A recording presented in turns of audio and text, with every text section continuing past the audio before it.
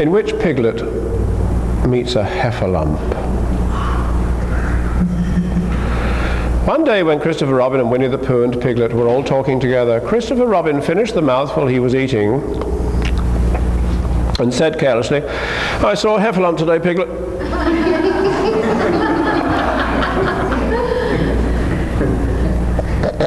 "What was it doing?" asked Piglet. "Just lumping along," said Christopher Robin. "I don't think it saw me." I saw one once," said Piglet. "At least I think I did," he said. "Only perhaps it wasn't." "So did I," said Pooh, wondering what a Heffalump was like. "You don't often see them," said Christopher Robin carelessly. "Not now," said Piglet. "Not at this time of year," said Pooh. Then they all talked about something else until it was time for Pooh and Piglet to go home together. At first, as they stumped along the path which edged the 100-acre wood, they didn't say much to each other, but when they came to the stream and had helped each other across the stepping stones and were able to walk side by side again over the heather, they began to talk in a friendly way about this and that. And Piglet said, "If you see what I mean, Pooh." and Pooh said, "It's just what I think myself, Piglet." And Piglet said, "Yeah, but on the other hand, Pooh, we must remember." And Pooh said, "Quite true, Piglet. Although I had forgotten it for the moment." And then just as they came to the 6 pine trees, Pooh looked round to see that nobody else was listening and said in a very solemn voice, "Piglet, I have decided something." "What have you decided, Pooh?" "I have decided to catch a Heffalump." Pooh nodded his head several times as he said this and waited for Piglet to say, "How?" or "Pooh, you couldn't," or something helpful of that sort, but Piglet said nothing. The fact was, Piglet was wishing that he had thought of it first. "I shall do it," said Pooh after waiting a little longer, "by means of a trap, and it must be a cunning trap. So you will have to help me, Piglet." "Oh, Pooh," said Piglet, feeling quite happy again now. "I will." And then he said, "How shall we do it?" And Pooh said, "That's just it. How?" And then they sat down together to think it out. Pooh's first idea was that they should dig a very deep pit. And then the Heffalump would come along and fall into the pit. "And why?" said Piglet. "Why what?" said Pooh. "Why would he fall in?" Pooh rubbed his nose with his paw and said that the Heffalump might be walking along, humming a little song and looking up at the sky, wondering if it would rain, and so he wouldn't see the very deep pit until he was halfway down, when it would be too late. Piglet said that this was a very good trap, but supposing it were raining already? Pooh rubbed his nose again and said that he hadn't thought of that. And then he brightened up and said that if it were raining already, the Heffalump would be looking at the sky, wondering if it would clear up. And so he wouldn't see the very deep pit until he was halfway down, when it would be too late. Piglet said that now that this point had been explained, he thought it was a cunning trap. Pooh was very proud when he'd heard this. And he felt that the Heffalump was as good as caught already, but there was just one other thing which had to be thought about, and it was this. Where should they dig the very deep pit? Piglet said that the best place would be somewhere where a Heffalump was, just before he fell into it, only about a foot farther on.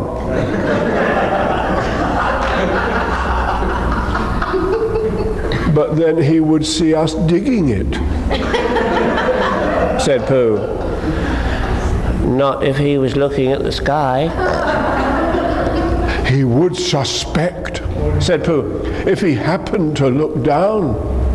He thought for a long time and then added sadly, It isn't as easy as I thought. I suppose that's why heffalumps hardly ever get caught. That must be it, said Piglet. They sighed and got up. And when they had taken a few gorse prickles out of themselves, they sat down again. And all the time Pooh was saying to himself, if only I could think of something. For he felt sure that a very clever brain could catch a heffalump if only he knew the right way to go about it. Suppose, he said to Piglet, you wanted to catch me. How would you do it? Well, said Piglet, I should do it like this. I should make a trap.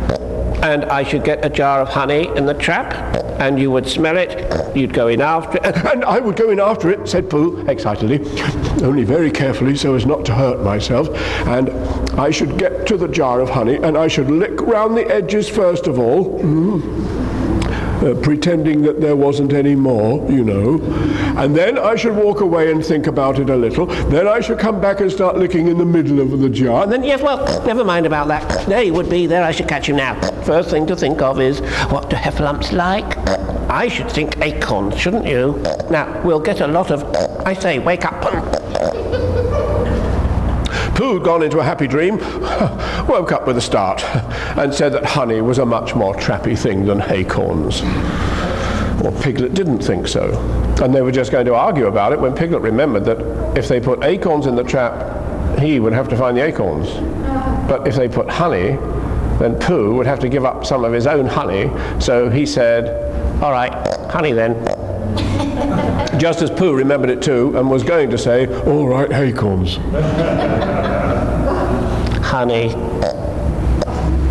said Piglet to himself in a thoughtful way, as if it were now settled. I'll dig the pit while you go and get the honey. Very well, said Pooh, and he stumped off. As soon as he got home, he went to the larder and he stood on a chair, took down a very large jar of honey from the top shelf. It had H-U-N-N-Y written on it. But just to make sure, he took off the paper cover, looked at it, and it looked just like honey. But you never can tell, said Pooh. I remember my uncle saying once that he had seen cheese just this color. So he put his tongue in and took a large lick. Yes, he said, it is. There's no doubt about that. And honey, I should say, right down to the bottom of the jar. Unless, of course, he said, somebody put cheese in at the bottom just for a joke. Perhaps I had better go a little further, just in case. In case heffalumps don't like cheese. Same as me. And he gave a deep sigh. I was right. It is honey, right the way down. Having made certain of this, he took the jar back to Piglet. Piglet looked up from the bottom of his very deep pit and said, got it? And Pooh said, yes, but it isn't quite a full jar. And he threw it down to Piglet, and Piglet said, no, it isn't. Is that all you got left? And Pooh said, yes. Because it was. So Piglet put the jar at the bottom of the pit, climbed out, and they went off home together. Well, good night, Pooh, said Piglet when they got to Pooh's house, and we meet at 6 o'clock tomorrow morning by the pine trees and see how many heffalumps we've got in our trap. 6 o'clock, Piglet. Oh, and have you got any string? No. Why do you want string? To lead them home with. Oh. I think heffalumps come if you whistle. Some do and some don't. You never can tell with Heffalumps. Well, good night. Good night. And off Piglet trotted to his house. Trespassers were, while Pooh made his preparations for bed. Some hours later, just as the night was beginning to steal away, Pooh woke up suddenly with a sinking feeling. He had had that sinking feeling before, and he knew what it meant. He was hungry. So he went to the larder. Then he stood on a chair, reached up to the top shelf, and found nothing. That's funny, He thought. I know I had a jar of honey there. A full jar, full of honey right up to the top, and it had honey written on it so that I should know it was honey. That's very funny. And then he began to wander up and down, wondering where it was, and murmuring a murmur to himself, like this. It's very, very funny, because I know I had some honey, because it had a label on saying honey. A galoptious full-up pot too, and I don't know where it's got to. No, I don't know where it's gone. Well, it's funny.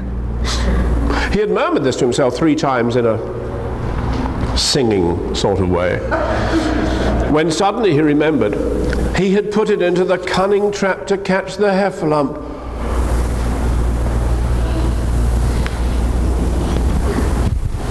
Oh, said Pooh. It all comes of trying to be kind to Heffalumps. And he got back into bed. But he couldn't sleep. The more he tried to sleep, the more he couldn't.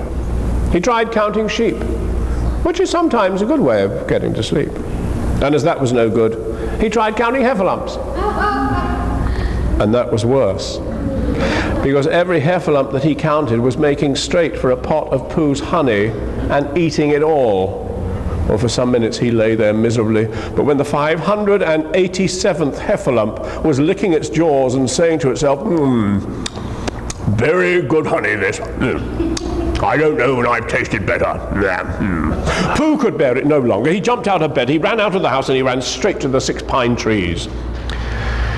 The sun was still in bed, but there was a lightness in the sky over the 100-acre wood which seemed to show that it was waking up and would soon be kicking off the clothes. In the half-light, the pine trees looked cold and lonely, and the very deep pit seemed deeper than it was, and Pooh's jar of honey at the bottom was something mysterious, a shape and no more. But as he got nearer to it, his nose told him that it was indeed honey, and his tongue came out and began to polish up his mouth, ready for it. Bother, said Pooh as he got his nose inside the jar. a Heffalump has been eating it. And then he thought a little and said, Oh no, I forgot. I did. Indeed, he had eaten most of it, but there was a little left at the very bottom of the jar, and he pushed his head right in, and he began to lick.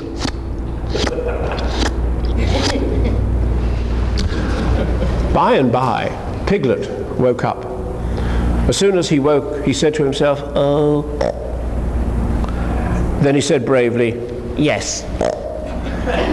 And then still more bravely, "Quite so." But he didn't feel very brave, for the word which was really jiggeting about in his brain was Heffalump. What was a Heffalump like? Was it fierce? Did it come when you whistled? And how did it come? Was it fond of pigs at all? If it was fond of pigs, did it make any difference what sort of pig? Supposing it was fierce with pigs, would it make any difference if the pig had a grandfather called Trespassers William? He didn't know the answer to any of these questions, and he was going to see his first Heffalump in about an hour from now. Of course, Pooh would be with him, and it was much more friendly with 2. But suppose Heffalumps were very fierce with pigs and bears?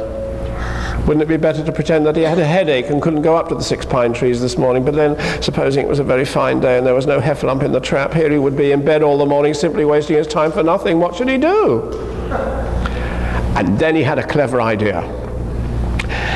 He would go up very quietly to the 6 pine trees now, peep very cautiously into the trap and see if there was a heffalump there. And if there was, he would go back to bed, and if there wasn't, he wouldn't. So off he went.